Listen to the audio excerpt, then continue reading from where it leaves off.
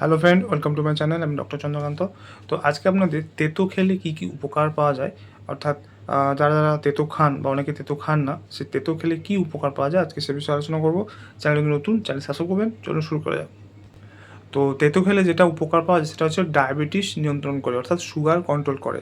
তেতো বিশেষ করে করলাতে থাকা পলিপেপটাইড পি থাকে, যেটা রক্তে শর্করার মাত্রা কমাতে সাহায্য করে। এছাড়া তেতো খেলে কিন্তু হজম ক্ষমতা বাড়ায়, লিভারের স্বাস্থ্য ভালো রাখে, এছাড়াও কোষ্ঠকাঠিন্য দূর করে।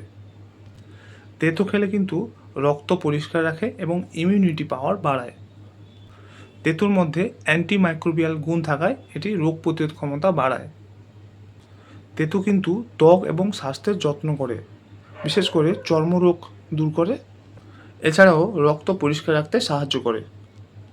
এছাড়াও তেতো খেলে কিন্তু মুখের রুচি, অর্থাৎ পেট পরিষ্কার রেখে খাবারের প্রতি অনীহা এবং মুখে অরুচি এটা দূর করে।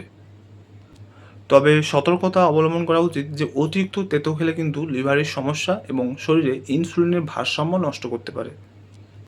তাই তেতো কিন্তু সপ্তাহে 3-4 দিন বা প্রতিদিন অল্প পরিমাণে খাওয়া উচিত।